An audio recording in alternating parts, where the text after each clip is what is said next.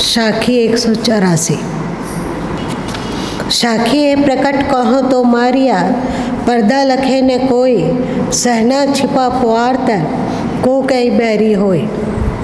सहना लालटेन को कहा जाता है। वैसे अज्ञान सबके भीतर छुपा हुआ है, पर अज्ञान तुम्हारे भीतर छुपा हुआ है, दुख तुम्हारे भीतर छुपा हुआ है, परेशानी, विकलता, तनाव सब हम लोग के भीतर छुपा हुआ है। दुनिया में कहीं दुख नहीं है, दुनिया में कहीं कोई दुश्मन नहीं है। दुश्मन हम लोगों के भीतर बैठा हुआ है, और वो सबसे बड़ा दुश्मन तो हम लोग का अज्ञान ही है। तो अज्ञान की ओर यदि इशारा करता हूँ कि ये अज्ञान तुम्हें जला देगा, इसको छोड़ दो, इससे दूर हटो, इससे बचो, इसे अपने अंतर से निकाल फेंको। यदि बिचाली प्रिय है तो आग को हटाओ, और यदि आग प्रिय है तो बिचाली को जल जाने दो। यदि तुम्हें अपनी शांति प्यारी है तो अज्ञान को हटाओ, और यदि अज्ञान प्यारा है तो शांति को मर जाने दो। फिर जीवन का कोई उद्देश्य नहीं है। इतने उतार चढ़ाव हैं जीवन में, ऐसा किसी भी मनुष्य का जीवन नहीं होगा जिसमें किसी तरह का उतार चढ़ाव ना हो। क्या ऐसे लोगों से आपने मिला है जिसके जीवन में कभी कोई उतार चढ़ाव नहीं रहा, कभी कोई प्रतिकूलता नहीं रही?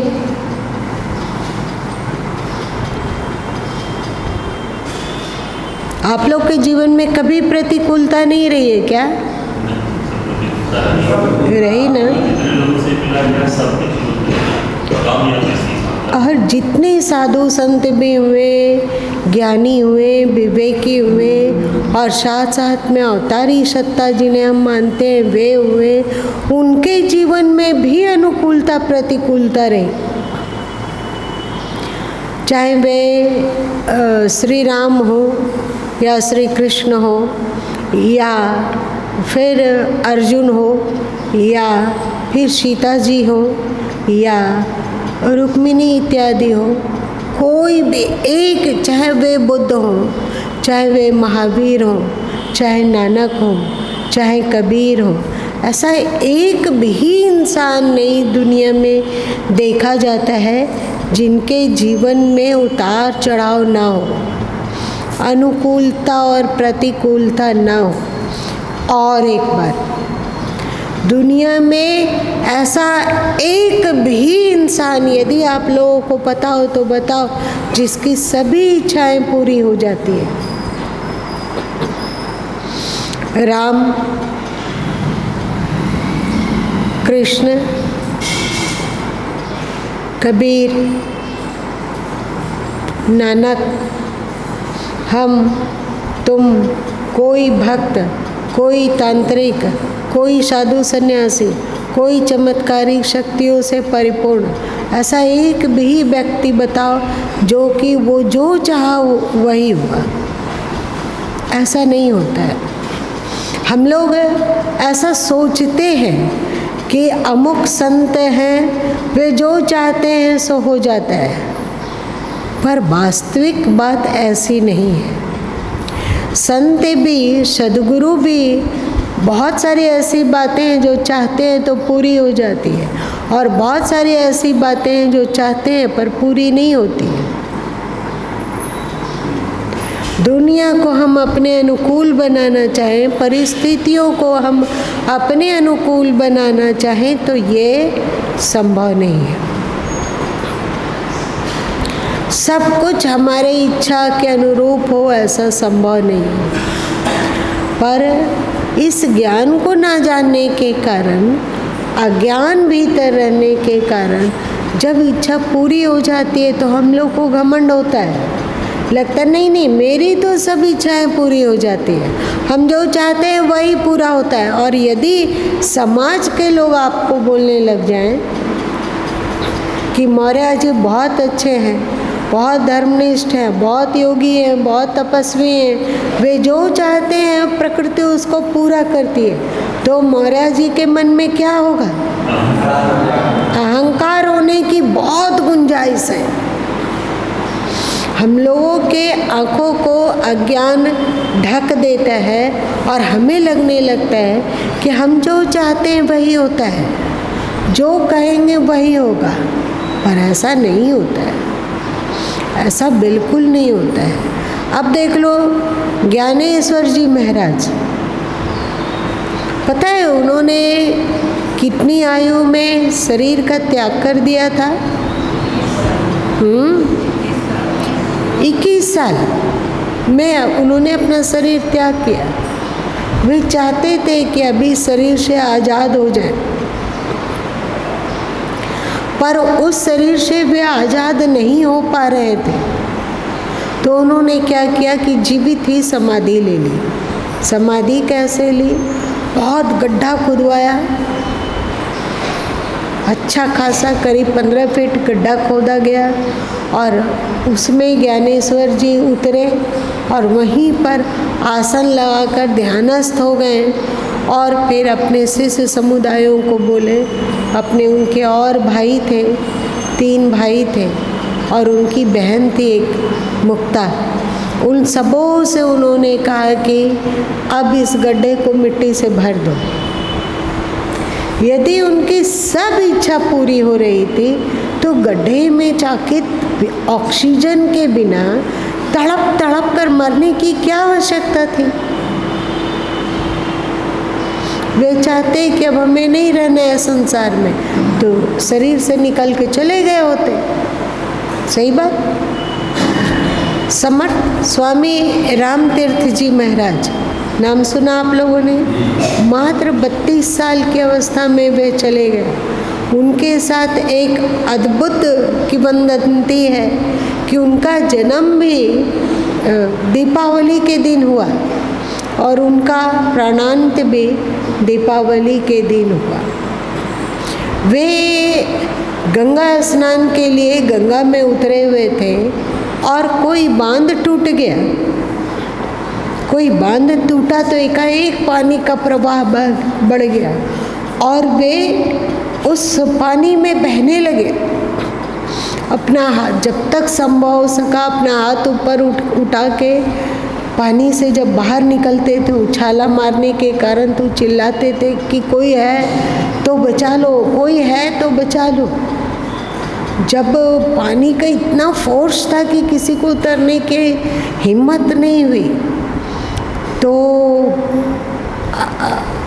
वे अपने आप को छोड़ दिए कि शायद इतने ही दिन तक में तो शांतिपूर्वक बहना स्वीकार कर लिया। यदि उनकी इच्छा पूरी सब हो रही थी, वे तो महान संत थे, महान ज्ञानी थे, तो फिर वे तो कह रहे थे कि कोई है तो बचा लो। हाथ पैर बहुत फेंक रहे थे जिससे कि पानी की धारा से उबर सके, पर नहीं उबर पाए और उनका आगे चलकर उनका शरीर मृत पाया गया। ऐसे बहुत से संत हैं। सद्गुरु कबीर साहब इतने अवतारी सत्ता हैं, इतने अवतारी सत्ता हैं।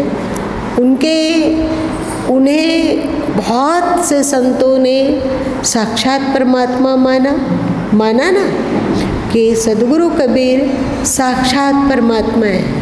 फिर उनको क्यों कहना पड़ा कि हम तो सभी की कही मोको कोई न जान, तब भी अच्छा युग युग हो नान। इसमें एक साथ करुणा, तटस्थता और क्षमता तीनों प्रतिभाषित हो रही है। हम तो सभी की कही, मैं तो सबकी भलाई की बात कहा, सबके हित की बात बोलता हूँ। मोह को कोई न जान, परंतु मुझे कोई नहीं समझता है। कि मैं सबका हित चिंतक हूँ, मैं सबका अच्छा चाहता हूँ, मैं सबका भला चाहता हूँ, ऐसा कोई नहीं समझता। तो फिर क्या कहें, तब भी अच्छा, अब भी अच्छा, योग योग हो ना। तब भी अच्छा मतलब क्या? यदि वे मान लेते हो तब भी बहुत अच्छा, और नहीं मानते हो तब भी बहुत अच्छा। युग युग हो ना, मेरी स्थिति, मेरी शांति, मेरी पूर्णता युग युग तक भी टस से मस नहीं होगा, विकल नहीं होंगे। और एक बात, कितनों मनाओ पाँव परी, कितनों मनाओ रोए, हिंदू पूजे देवता तुरक न काऊ खोए। अभी सदगुरु कबीर साहब को ऐसा क्या पड़ गया था कि वे लोगों को पाँव पड़ के मना रहे थे कि बात मान लो? क्या था उनको? वे क्यों मानने को सबको कह रहे थे? कोई बताओ।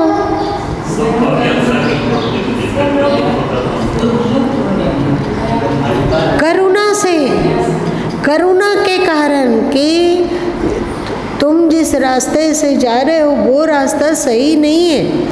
आप लोग के बच्चे लोग यदि नालायकी करते हैं तो आपको लगता है ना कि कैसे इसको रोके, कैसे इसको सुधारे, कैसे इसको सही ला।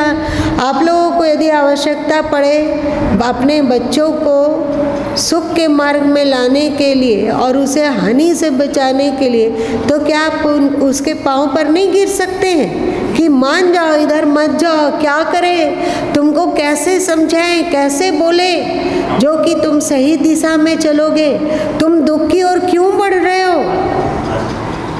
ऐसा होता है ना। तो कितनों मनाओ पाँव पर, लेकिन माँ बाप कितना भी मनाए और बच्चा ना माने, कितनों मनाओ रोए। हद है करुणा, सदगुरु की करुणा अद्भुत है। पाँव पड़ के मना रहे हैं और रो रो के मना रहे हैं, ऐसा भला कौन करेगा? कितनी उनमें करुणा होगी। करुणा के कारण ही उपदेश होता है। सभी संत पैसों के लिए कि ये हमारी फीस है, हम उपदेश आपके यहाँ जाके कर लिए, उसमें हमारा इतना फीस है, आप मेरी फीस दो, तुम्हारी मर्जी है चलना तो चलो, नहीं मर्जी है तो मत चलो, ये तुम जानो। सब संत ऐसा नहीं है। बहुत सारे संत हैं अभी भी धरती पर जो मात्र करुणा के कारण उपदेश करते हैं। तुम भी सही मार्ग पे चलो, हम भी सही मार्ग में चलते हैं। कहते कितनों मनाओ पाँव परी, कितनों मनाओ रोए। कितना भी रोकर रोकर कहता हूँ, सदगुरु कबीर साहब में मतलब ऐसे संतों के अंतस में करुणा अपार है।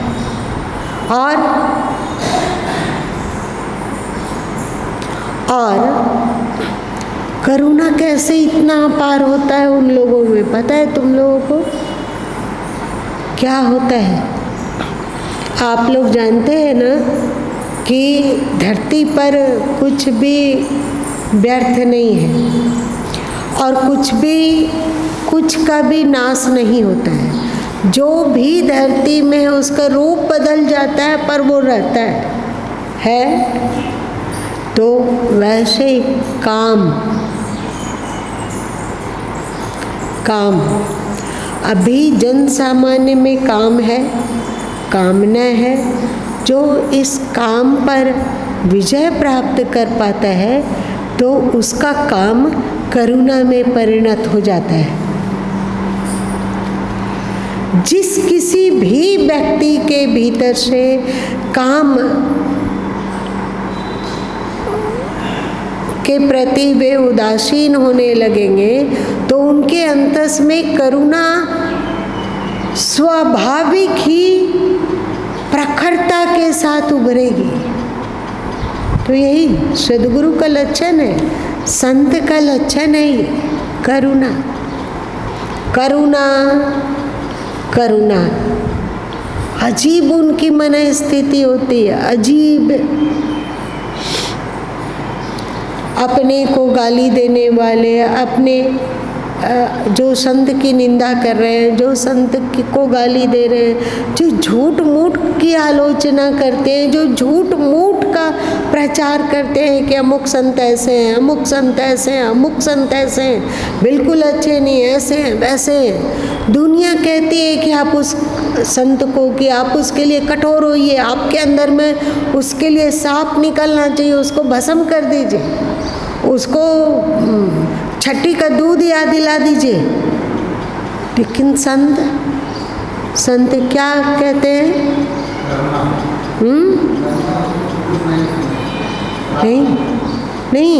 नहीं होता है उनसे। उस समय भी उनके अंतस में आती है सर्वे भवन्तु सुखिनः।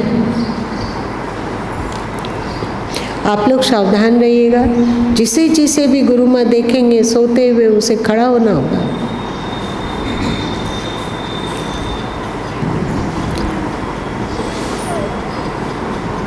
सभी इच्छाएं पूरी नहीं होती।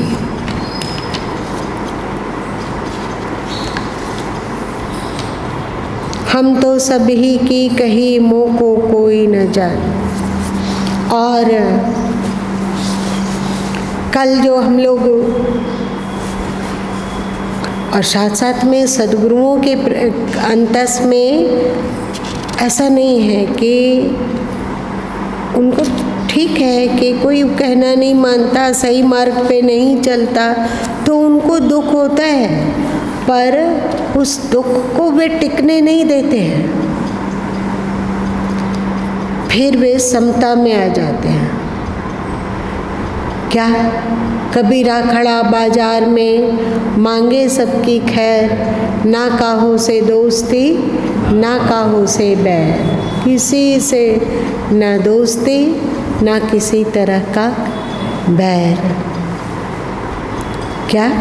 इसको सद्गुरु कबीर साहब कहते हैं, तब भी अच्छा अब भी अच्छा, युग युग हो ना आन। तब भी मैं अच्छा, अब भी मैं अच्छा। जन्मांतर तक भी मेरी स्थिति स्थिर है और मैं स्थिर ही रहूँगा। करुणा है, पर करुणा के कारण समता खो जाए ऐसा नहीं। प्रेम है, पर प्रेम के कारण विचलित हो जाए ऐसा नहीं। समत्वम योग उच्यते।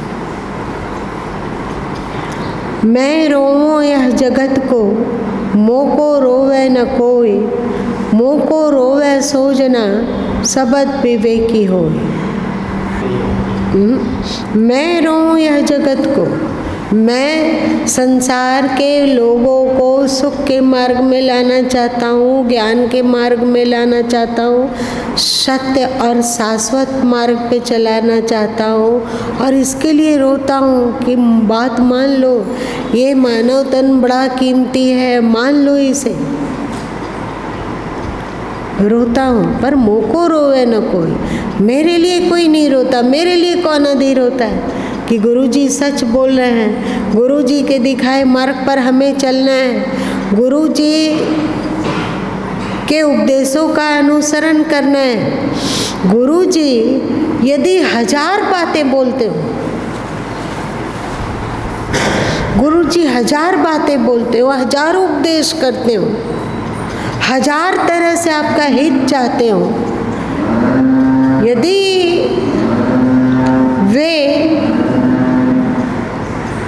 किसी को कह दे कि तुमको हम कहे थे ना कि इस दिशा में चलो, तू नहीं चला, तो जैसा किया वैसा भोगो, तो क्या होगा? क्या होगा? जिसको गुरुजी कहेंगे वो परम प्रमुदित और सुखी हो जाएगा या शिकायत से भर जाएगा? क्यों शिकायत से भर रहा है? गुरुजी ने क्या गलत कह दिया?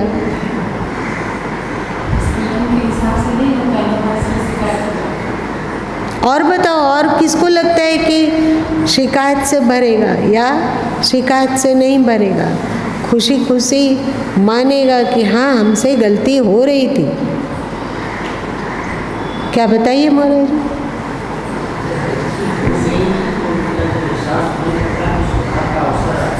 क्या जब गलती हो गई और गलती महसूस हुआ कि हम गलती की है, अगली बार गलती नहीं करने के लिए सजग हो। अच्छा, ये बहुत अच्छी बात है, पर संत सद्गुरुओं के अंतस को जानने वाला, समझने वाला कितने लोग हैं? मैं रोऊं या जगत को, मोको रोवे न कोई। मैं सबकी भला चाहता हूँ, पर मेरे तत्व को कोई नहीं समझता, मेरे मंतव्य को कोई नहीं समझता। सब अपने अपनी डफली, अपना राग में डूब रहे हैं। तो मोको रोवे सो जना सबद विवेकियो। मेरे लिए वही रोएगा, मेरे लिए, मेरे से वही प्रेम कर पाएगा जो सबद विवेकी है। यदि वो सोचेगा कि ऐसा गुरुजी ने क्यों कहा, गुरुजी ने ऐसा क्यों कहा, हमने ऐसा क्यों किया कि गुरुजी को विवश होके कहना पड़ा कि जब तुमको हम रोक रहे थे तो तू रुका नहीं, अब जैसा किया वैसा भोग। इसमें गुरु जी की क्या कठोरता है, क्या उग्रता है, क्या उसका वे बुरा चाह रहे हैं, क्या वो चाहते हैं कि ऐसे लोग डूब मरे, हमें कोई मतलब नहीं है? उनके अंदर में कभी होगा? हो ही नहीं सकता है, नहीं हो सकता है। संत यदि चाह पी ले तो भी नहीं हो सकता है। पर सद्गुरु को जानने वाले कितने लोग हैं?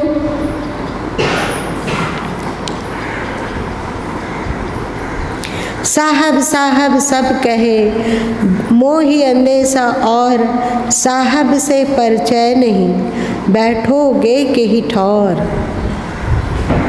दो अर्थ है इसका। दो अर्थ में पहला अर्थ क्या है, कौन बताएगा? साहब साहब सब कहे मोही अंदेशा, और साहब से परिचय नहीं, बैठोगे कि हिठौर। और सदगुरु कबीर साहब कहते हैं साहब साहब सब कहे। जितने भी लोग हैं वे साहब साहब करते हैं। कोई राम बोल रहा है, कोई कृष्ण बोल रहा है, कोई बुद्ध बोल रहा है, कोई महावीर बोल रहा है, कोई नानक कह रहा है, कोई कबीर कह रहा है, कोई अम्बेडकर कह रहा है। सब कोई परमात्मा को किसी न किसी रूप से सब कोई मान रहा है। कोई नास्तिकता को मान रहा है, कोई कुछ को मान रहा है, पर ईश्वर से परिचय नहीं है तो वो कहाँ पर उसकी स्थिति होगी? कहीं नहीं हो सकेगी। उसी तरह साहब कबीर पंथ में संत सद्गुरुओं को कहा जाता है ना, साहब जी, साहब। साहब शब्द ईश्वरवाचक है और साथ साथ में सद्गुरुवाचक भी है, दोनों है। तो साहब साहब सबको ही कहता है, गुरुजी सब कहता है, पर गुरुजी से परिचय नहीं है। तो वो कहाँ बैठेगा, कहाँ रहेगा, किस स्थिति को प्राप्त होगा? नहीं। साहब से परिचय नहीं, बैठोगे के ठौर।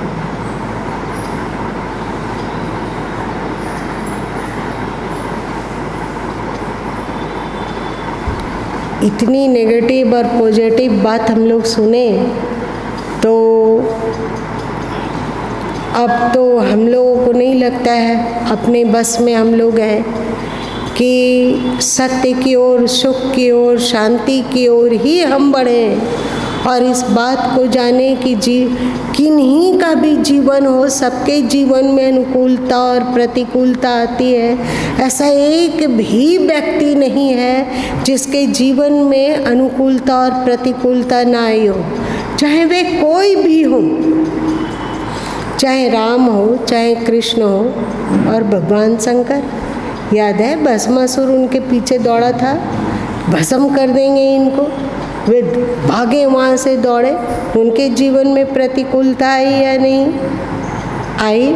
इसी तरह किसी का भी जीवन झांको, अनुकूलता प्रतिकूलता लगी हुई है। और दुनिया में ऐसा एक भी इंसान नहीं है जिस ना हुआ ना है ना होगा जिसकी सभी इच्छाएं पूरी होती हो। तो समता चाहिए। हम लोगों में ना समता है, ना सद्गुरु को पहचानने की क्वालिटी है, ना ईश्वर पे अडिग आस्था है। तो हम लोगों को प्रार्थना करनी होगी, भक्ति दान गुरु दीजिए, है ना। उन्हीं से प्रार्थना कर सकते हैं। और एकादशी से बढ़कर अच्छा प्रार्थना का अवसर कब आएगा? चलो गाओ, सबको ही भाव विभोर होकर गाना, सचमुच का प्रार्थना करना, सचमुच का, केवल वाणी से नहीं, वाणी से भी, मन से भी और अंतस्तल में विराजित स्वरूप से भी, आत्मा से भी।